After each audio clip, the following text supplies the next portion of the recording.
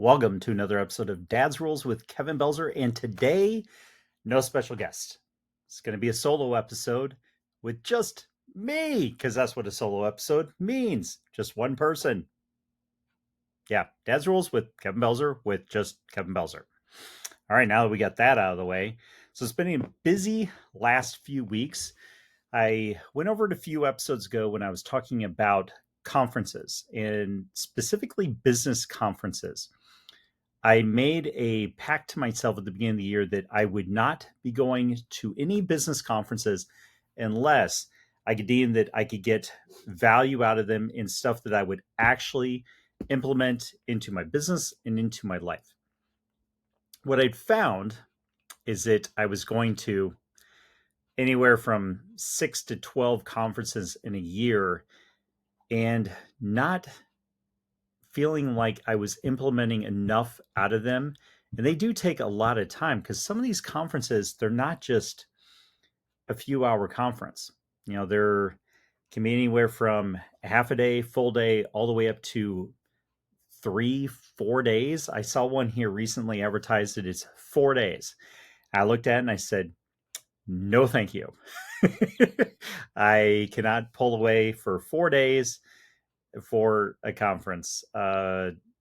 Yeah, not when I've already done some others and I need to implement stuff I've taken out of those into my business and into my life. So this year I have been to one that was a half day one, and it was a business conference that I got a lot out of. It definitely, there were some cool takeaways from it. I was very picky when I picked that one. Because I'd said no to a lot up to that point. So when I went to that one, it was in June. So I went the full first half of the year without going to a conference at all. Picked that one, went to it, actually networked with some people there, caught up with some people that I hadn't seen in a while, got some good value out of it. Felt like it took me from shotgun back to sniper on a few items. Great. I had 2 others planned this year, and I have now completed those 2. And funny thing is that before I get into those, one of them that I got a text like a couple hours ago going, hey, are you going to such and such conference next week? And I'd already decided no on it. And even when I saw it, and I'm like, it's got great speakers and all that. But honestly, I really need to implement some things out of the past 2 that I just went to this, in the past few weeks before I add on yet another conference, because I've got to make sure that my business is solid going into the new year. And the whole purpose of these conferences was to get a takeaway, no more than 3 takeaways, but your one big nugget's really what I'm looking for. Things that I could apply into my business that would move the needle forward. And that needle could only move 1%, and I'm totally cool with that. As long as it's going in a positive direction, perfectly okay.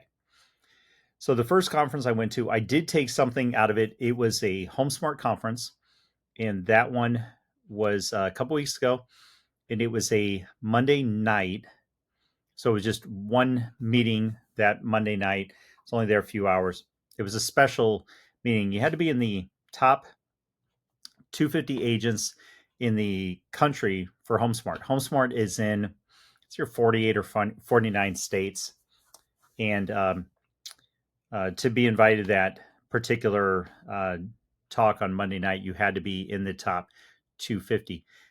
One really cool thing that I took out of just that night alone, I met this guy there that he made a comment. He goes, if I can't get to the house on my golf cart, he goes, I don't take the appointment. And I thought that was kind of funny. I was like, okay, well, he's in this room, so obviously he's doing some deals. And I found out that he's 80 or 81 years old. Either way, there was an 8 at the beginning. So he's 80 or 81 years old. He lives in a community called Sun City West. And it's a pretty decent area. Sun City West, I mean, they have their own post office and everything. I don't know what the population is. It's tens of thousands of people live there. And it's a 55 plus community. So he said, if I can't get to it on my golf cart, flat out just don't do it. And so he's old school. He's what we call, as in real estate, somebody that farms a very particular area. And I actually have 2 listings in his area now. And I was joking with my business partner about this. I'm like, I don't know why they just didn't call him. I mean, maybe it's just right outside of his golf cart range because he's well known in the community. I asked him how many sales he had last year. He goes, well, last year was a down year. And if you know anything about real estate at all, it was a down year for everybody in real estate. And he did 48 closings last year. So he sold 48 units. That means that 96 families were helped in the process. 48 sellers, 48 buyers.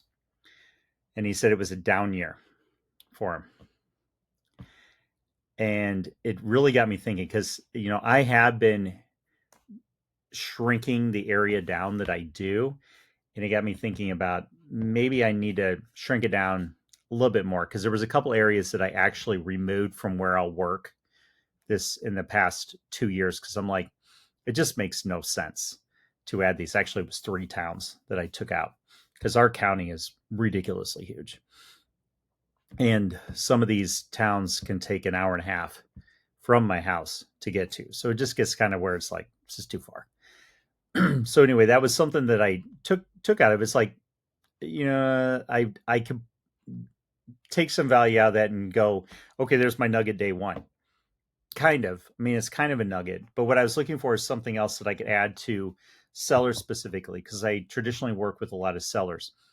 And I did. I took a piece of AI software that I could use for staging that I didn't know about. I've used AI staging before, but I haven't been completely happy with what I've seen out there. In this one, seeing the ease of use, the cost, because some of these programs are just ridiculous how much they want to charge you. The cost was fair on this one, and it was easy to integrate right through the HomeSmart system. So that was major nugget that I took out of that one. So it's like, okay, that's another added value piece that I can add to my clients moving forward. 3-day conference. There was a lot of guest speakers and stuff there. So we got, the big name, more motivational types. We also had breakout sessions there, specifically into things that you could do in real estate, whether it's some conversion tactics or just how you could just help your clients better. There was breakout sessions for all of that. Certification, where you go for certification, just random stuff like that. But none of those to me were the big nuggets. The big nuggets had to do with the AI thing. I was looking for a piece I could add in, so I did get the big nugget out of that. When you go into a conference, you should be going into it not looking to collect pages and pages of stuff, and it just sits there and you never look at it again. What you want to do when you're done with that conference is look at it and go, hey, out of all these pages and pages of notes, what's one thing that I can implement here in the next week that would change my business? And then what's 1 to 3 things that I can implement here in the next couple weeks to month in my business as well? So that's all you're really looking for, because otherwise you're going to overwhelm yourself and you're not going to do anything. So that was the second conference of the year. The third and final conference of the year, because I have no intention of going to another one and I don't have the time the rest of the year to even figure out when I would do it. I've got to get back to Colorado yet again here in December. So I was like, that's going to take away from my business. So no time. Okay. The third conference, I actually did go out of town for. So these first 2 were in town. So nice, no hotel, nothing like that. The third one was a marketing conference in Denver, and it was a 1 day. So everything crammed in 1 day. So I flew in the day before the conference, had the conference the next day, all day long, and then flew out the day after that. So flew in on a Thursday, flew back out on Saturday. So I was back home by Saturday afternoon. And also I flew out. Yeah, Thursday I did fly out in the morning. Anyway, I digress. So I had to get a hotel and all that fun stuff. The thing I look at for these conferences as well is that, okay, do I believe I'm going to get the kind of value out of these to where it's going to be worth the expense? Because in real estate, ain't nothing free. for these conferences, especially the ones that you're going to be traveling for. In this particular conference, the hotel room alone, you're looking at over $700 for a couple days because at a Grand Hyatt, you're looking at rental car, which is going to be another $150. You're looking at your airfare, which is going to be round trip 300 ish for that. So I mean, you're going to be into it, and this is not even counting meals. Before meals, you're over $1,100 into it, so it's got to be worth it. Well, it was. I got one major nugget that I'm going to be sharing with my business partner here in the next few days.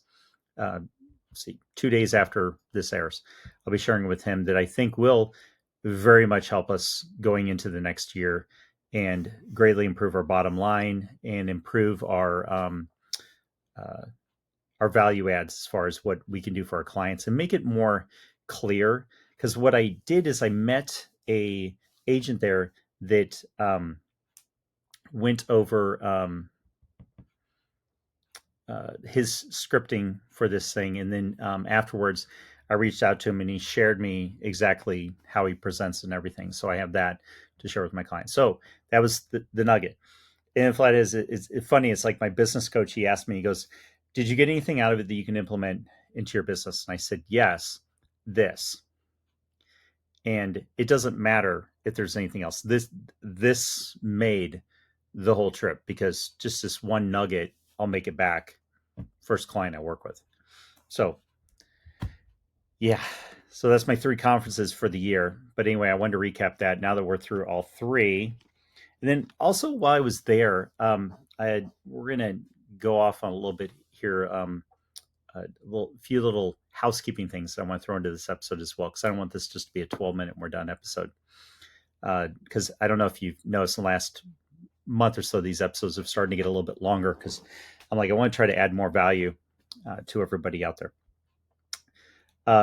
When I met with, I got to see my son in Denver when I was there because he lives there, my middle son. And when I met with him, his 2 roommates are moving. One is moving to South America. I don't know if it's mission work or what it is, but he's going to South America. His other roommate is going home to Florida with his family.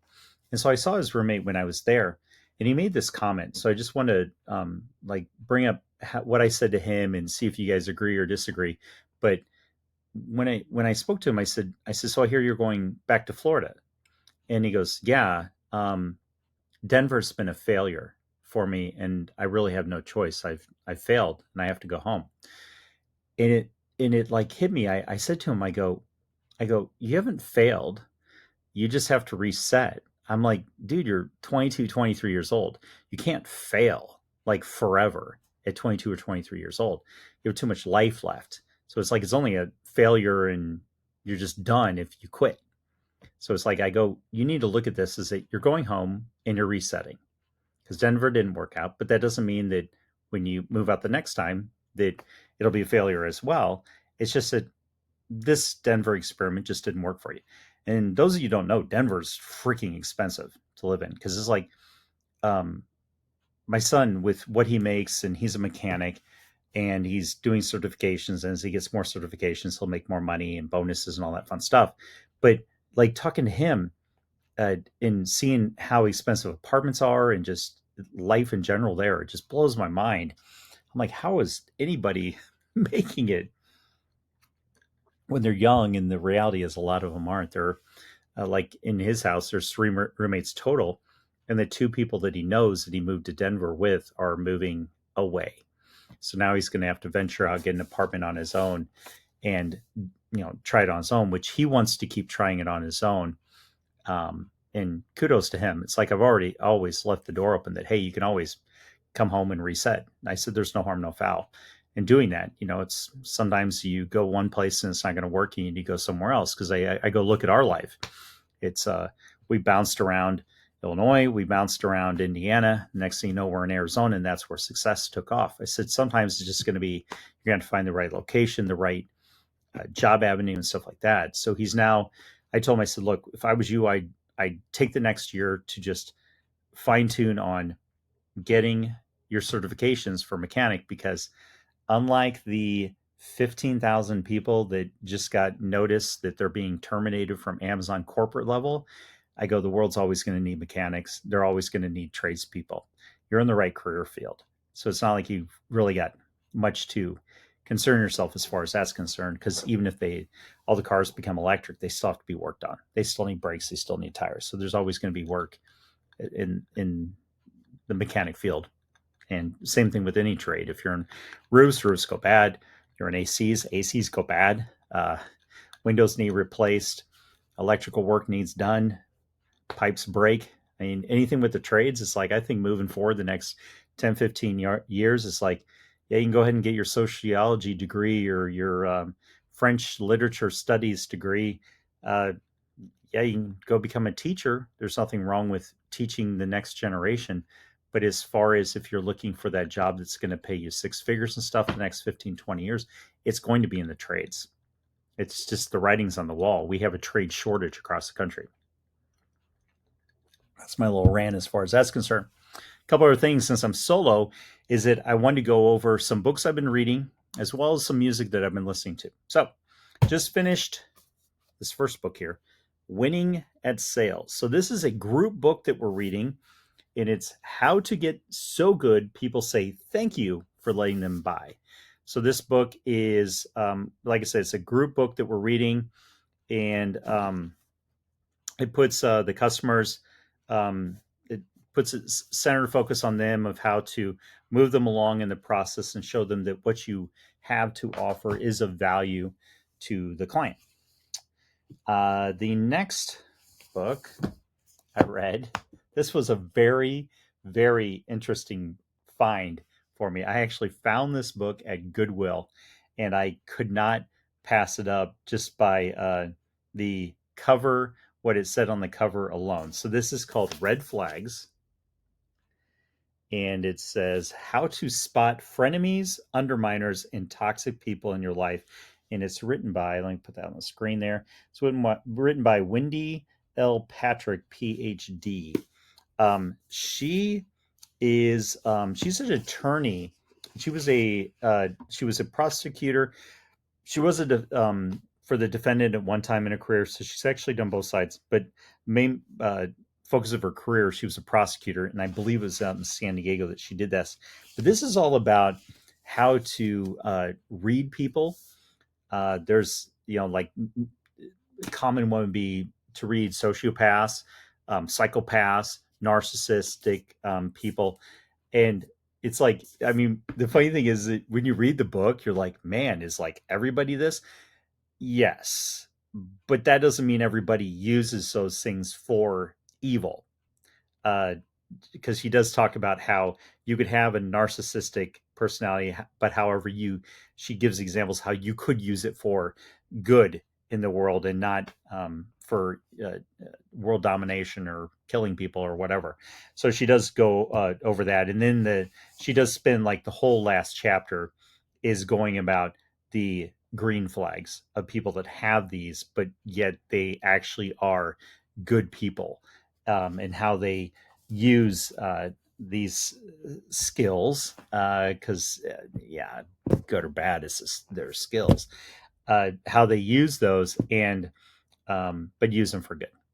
So anyway, that was a fascinating read. I highly recommend it. Red Flags: How to Spot Frenemies, Underminers, and Toxic People in Your Life. And you can find it. Her other books like ridiculously expensive because it's been out of print for way long. But this one, I picked it up at Goodwill because I'm always checking the Goodwill section to see what's available. And then I did check on Amazon and eBay. It's pretty readily available, and it's not an overly expensive find. And it may actually still be in print because it was a fairly popular book when it came out. And okay, so the next two books, I do not like people telling me that somebody is good or evil unless it's blatantly obvious. We can all give the generic answers as far as that's concerned. But where, like, they say somebody is uh, good or evil, and yet they're taking snippets of them without full context. So ever since Charlie Kirk died, I've been doing a deep dive on everything he's written. I've watched a lot of videos, like the unedited stuff, not the stuff shared from leftist sites, but like the full clips shared from Turning Point, because I think that's the best way that you can see what people are like. So when I picked up every single one of his book, and I finished two already. The first one, this came out in 2016. It's called Time for a Turning Point. This was an interesting read. This basically tells the starting of Turning Point and the importance of why they came around and how they needed advocacy on campuses and the youth, because the to be blunt with it, the right had just given up on anybody that was going to college. And so it took somebody like Charlie to visit the campuses and have intelligent conversation with them and just get to the root of why people believe what they believe, and then explain articulately why the conservative viewpoint makes sense. So that was a great read on that. I highly enjoyed it. Got to learn more about him as a person. The other one I got was this book came out in 2020, but it came out at the beginning of the year. And it was actually completed in um, like November, December of 2019. So it's a very interesting time that came out. But it's called the Mega Doctrine, and this one's about it's the Mega Doctrine, the only ideas that will win the future, and it's by Charlie Kirk. And that one had to do specifically with the Mega movement and why people have been attracted to it. And it's just a very factually based book of like here's why the traditional conservative Republican Party, why they didn't match up with a lot of people out there. They didn't match up with me because we felt like it was too soft on what we wanted, and why it was needed, why Trump ended up being the one that was a perfect person to come and lead that. And it gets into all the psychology around it, his stances on different things, and just absolutely fascinating read. And his books are like ridiculously researched as well. So that's something else I appreciate. It's like look, I you can watch somebody's videos and stuff, and you'll get one side of him. But what I liked about reading is like it went more into depth of him.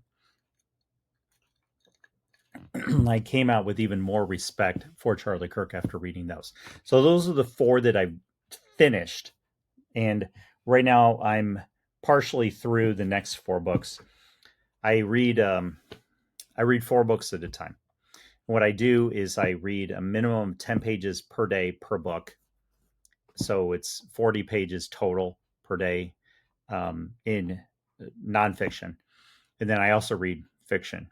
So my fiction is all over the map. And so I don't get to read the fiction unless I read the nonfiction.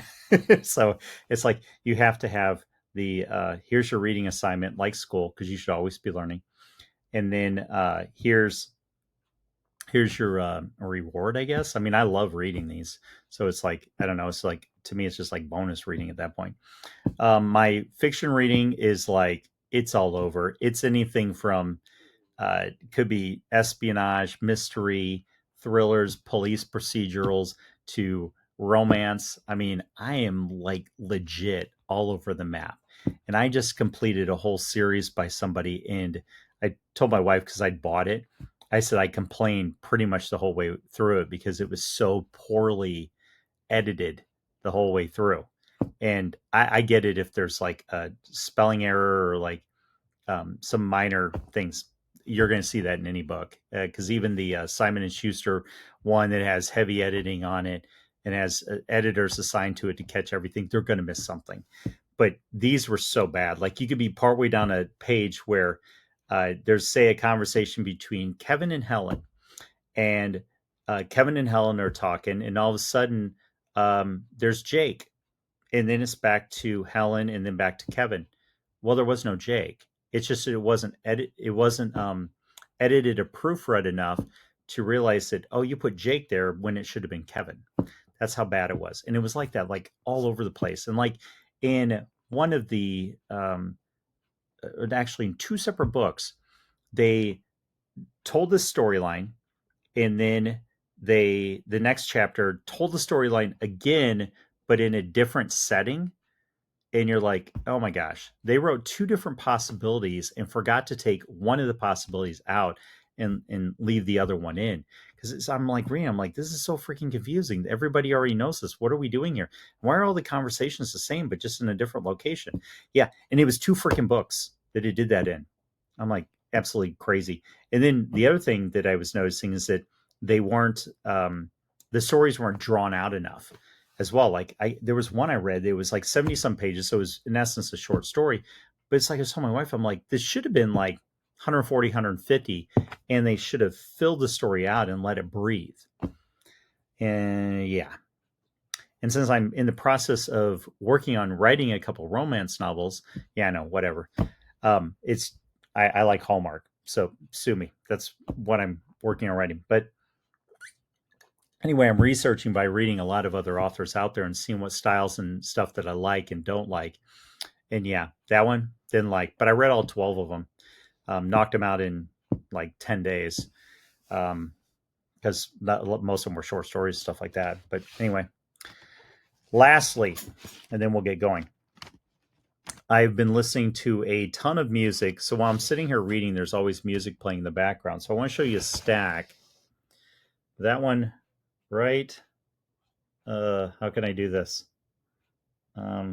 There, that tall one there. That's the stuff that has to be put on the shelves behind me. Yes, there is room for them. It's there's a little bit of room. Anyway, what I thought I'd do is just take 5 out of there that I listened to that I thought were absolutely incredible out of that stack and just discuss those 5. So, first one, this is an artist named Manifest. Okay, so this is one of his CDs, and we actually road tripped with this CD back and forth to Flagstaff. And so the title of the CD is Learning How to Be Human. Absolutely phenomenal CD. We road tripped back and forth to Flagstaff a few times, and this thing just stayed in the player. We just kept him play on it over and over again. So this is the first one, Manifest, Learning to Be Human. Very much in the vein of, let's see, would be a good example. Linkin Park. Linkin Park would probably be a decent example. He does have some rap stuff in there. Linkin Park has some rap stuff in there, and it's got that more that metal edge to it as well. Yeah, I think that's a fair comparison. We'll go with that. Linkin Park style. Next one. All right. For all you Swifties out there, yes, I did listen to the new CD. So this is her latest one, The Life of a Showgirl. And I don't care. I absolutely love Taylor Swift. So I have zero issues actually showing this. I bought all the different Target covers, as well as they did a deal on her website where they had 4 additional ones with alternate covers that had 2 additional songs on them that were like variations of songs that were on the album. So of course I had to buy those all as well. So yeah, I have 7 copies of the new album. But anything, this thing is a freaking banger, and I've listened to this one. I think I'm at 14 times on it. I absolutely love it. Taylor is like one of the greatest artists of all time, and if you don't agree, well, you're just wrong. I mean, that's all I can say is that you're just wrong, and you're just gonna have to live with the mistake of being on the wrong side of right. Yeah, there you go. All right, next one. This is a band called McQueen Street. Now, this originally came out. This is their first album, and it was reissued by Bad Reputation in 2021. So this is the Bad Reputation reissue, and the reason being is that they did 2 bonus tracks on this one. So they did they're just different edits of 2 of the songs that are on the album, and the production seems to be a little bit better too. But I never actually owned a physical copy of this one, and I've seen it in music stores. Like, look at that cover. Isn't that cool? It's like a giant woman picking up a full-size pickup truck. Okay, so this is the self-titled from them. They had a few albums. I think they have like 3. but this came out in 1991 originally. Didn't get it back then.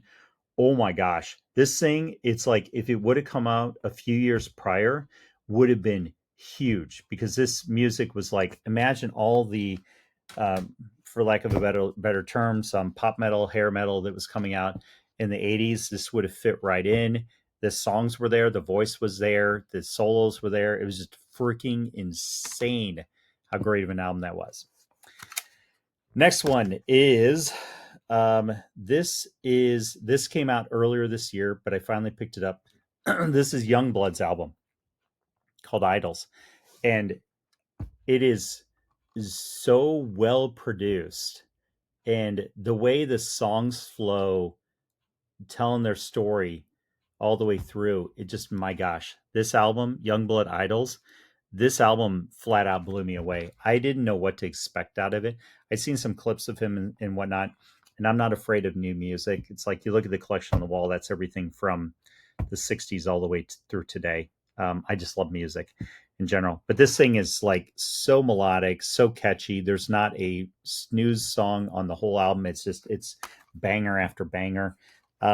Style wise, it's honestly, it's rock. I mean, it has the melodic rock stuff, it has some metal stuff. It's just, I mean, it's just a good rock album. Highly recommend that one. Like I said, it came out at the beginning of 2025.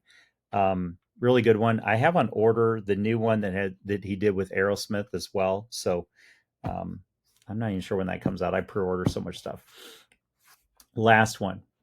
This one is a band that I've known since their very first album, and which late 80s, early 90s. Okay.